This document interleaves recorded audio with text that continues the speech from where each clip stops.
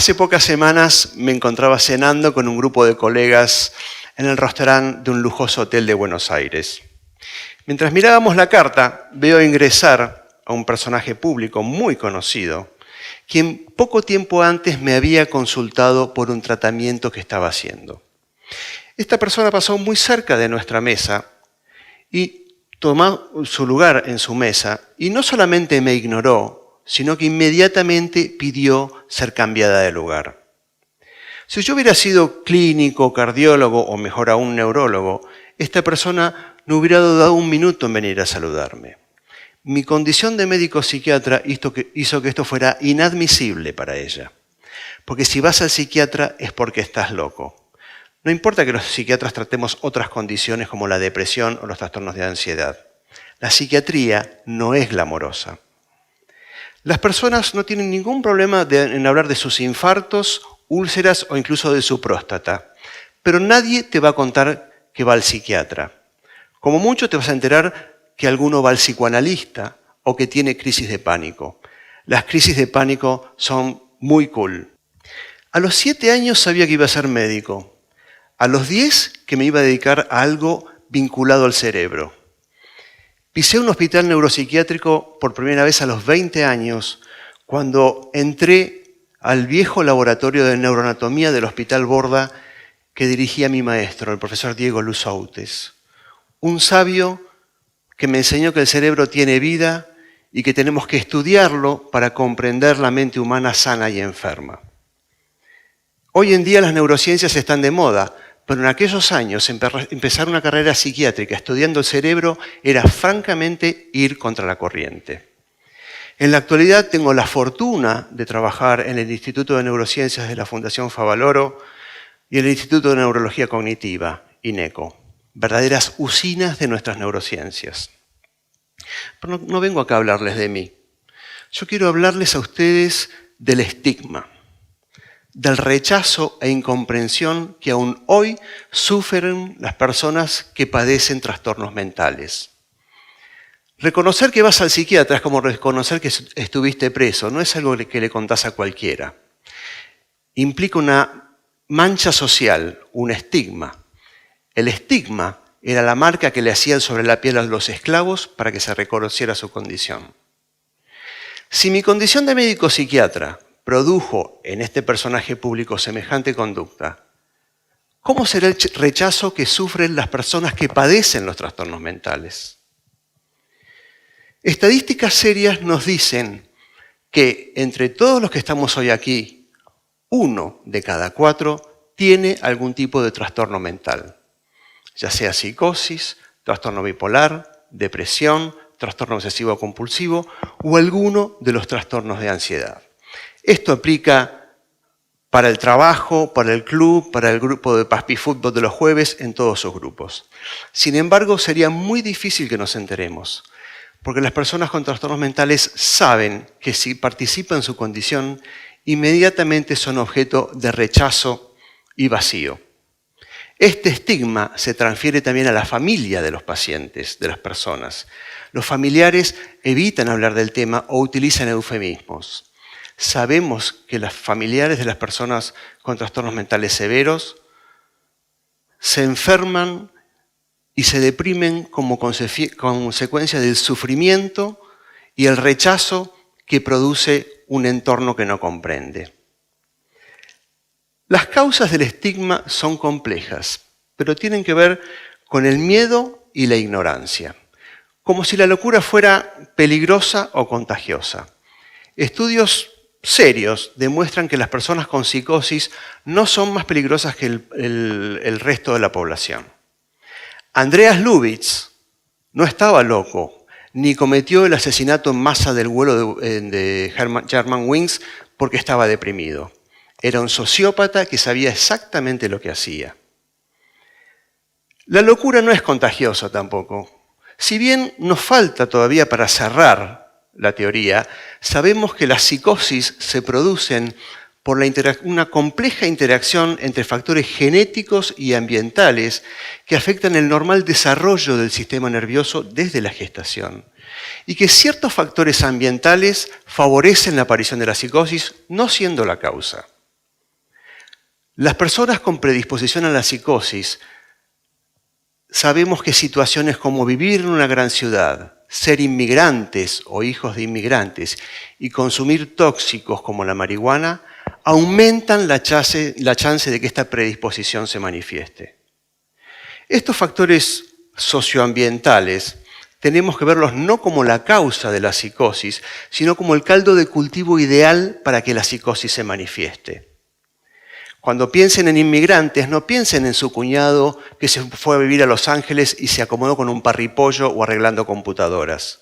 Más bien piensen en los somalíes, jamaiquinos y asiáticos que viven en las barriadas pobres de ciudades como Londres o Ámsterdam, donde este fenómeno fue estudiado.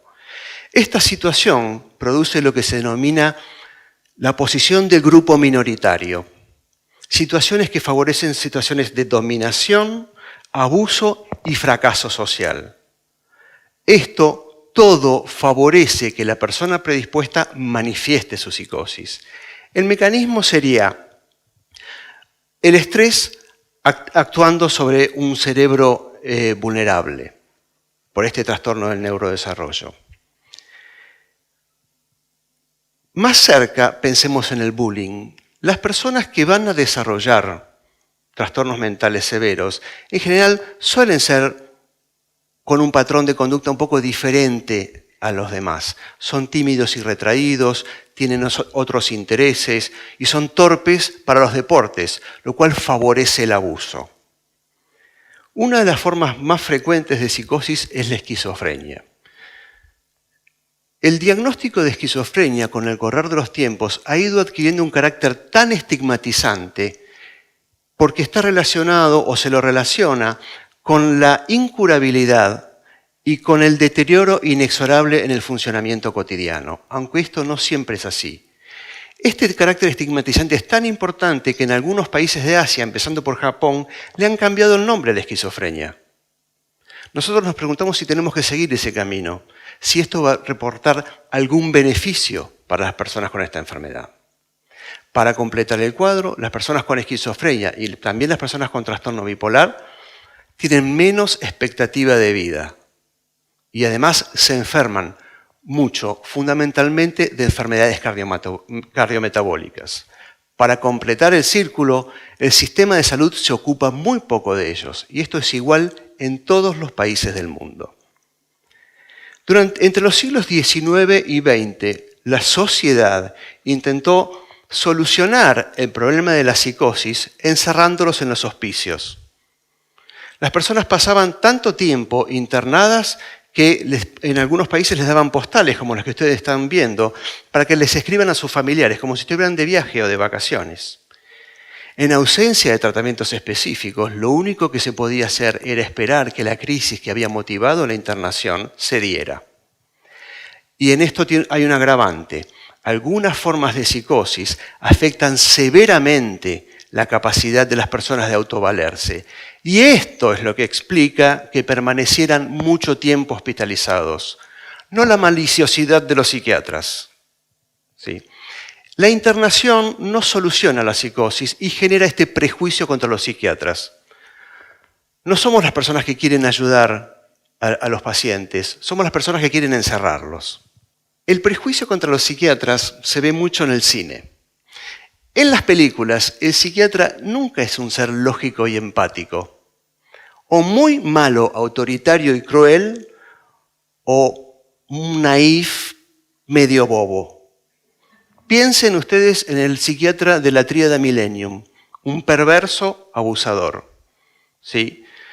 Sin embargo, en los últimos años hemos visto cambiar esto en forma diametralmente. Hemos avanzado mucho en el diagnóstico y ser psiquiatra en la actualidad significa ser capaz de articular complejos conocimientos de la medicina, de las neurociencias, de la neuropsicofarmacología y de la psicología y la psicoterapia. Sin embargo, los diagnósticos psiquiátricos se siguen haciendo hablando con los pacientes. No tenemos electrocardiograma. ¿Sí? El experimento más caro de la historia de la humanidad, el colisionador de hadrones, la máquina de Dios, fue hecho solamente para demostrar una hipótesis de la física. En forma análoga, en las neurociencias se hacen experimentos cotidianamente muy complejos que nos van dando pequeñas piezas de información que nos permiten ir avanzando paso a paso para saber cómo funciona y se enferma nuestro cerebro. A fines de la década del 50 aparecen los antipsicóticos. Por primera vez, las personas con psicosis comienzan a ver sus síntomas controlados. Y de esta forma pueden regresar a sus hogares, aunque no todo fueron un lecho de rosas. Como vemos, la gran revolución de la psiquiatría vino de la mano de un descubrimiento científico, no de un prejuicio antipsiquiátrico. Medicamentos como los antipsicóticos, los antidepresivos o el carbonato de litio, que se descubrieron poco después que la penicilina, cambiaron diametralmente la vida de cientos de miles de personas que padecen trastornos mentales, mejorando su calidad de vida. El movimiento antipsiquiátrico agrava la situación de las personas con trastornos mentales graves porque desinforma. Iniciado a fines de la década del 60, sostiene que no existen los trastornos mentales, que son una forma de lidiar con la sociedad, que es la que está enferma. Además, hay algunos que hasta sostienen que los trastornos mentales son un invento de la industria farmacéutica para vender más medicamentos. Ridículo. Pero las personas ya no pasan años internados esperando recuperarse. Los tratamientos han permitido que las personas puedan recuperarse cerca de sus familias. ¿Sí? No obstante, pese a todo lo que hemos avanzado, las personas con trastornos mentales siguen teniendo dificultades para conseguir trabajo, ser tenidas en cuenta y su situación sigue siendo incomprendida. Las personas con trastornos mentales a veces se comportan en forma rara, pero no lo hacen siempre. Nosotros también a veces nos comportamos en forma rara. Piensen en ustedes mismos cuando van a la cancha. Este circunspecto contador que se convierte en una fiera enjaulada por el que le cobran un injusto offside al 9, no aceptaría que le digan loquito o enfermito por ser víctima de la pasión futbolera. La mayor parte del tiempo se conduce en forma normal. Las personas con trastornos mentales también. Sin embargo, no dudamos en referirnos a ellas con todo tipo de epítetos despectivos. Chapita, está de la gorra, no tiene todos los caramelos en el frasco, le falta un jugador, elijan la que quieran. Cada vez que ustedes en un grupo se refieren a una persona con un trastorno mental en estos términos, tienen una chance sobre 4 de estar lastimando sin darse cuenta a alguien que los escucha. Por esto, yo les voy a pedir que tomen algunos hábitos y se conviertan en militantes anti-estigma. Primero, no etiqueten, no digan es un psicótico, un bipolar, un depresivo o un TOC. Las personas no son sus enfermedades. Por algo les decimos que las padecen. Yo prefiero decir que las combaten. En segundo lugar, no les tengan miedo, no los aíslen. En tercer lugar, no juzguen ni culpen a las personas con trastornos mentales por su condición. Nadie le dice a una persona que tiene cáncer, vos lo que necesitas es ponerte una pila, tirar esos quimioterápicos a la basura y salir a caminar y tomar sol y vas a ver cómo se te pasa todo. No harían eso. No lo hagan tampoco con las personas con trastornos mentales. No es tan fácil como ustedes creen, no es en absoluto fácil, se los puedo asegurar. Y al sufrimiento le están agregando incomprensión.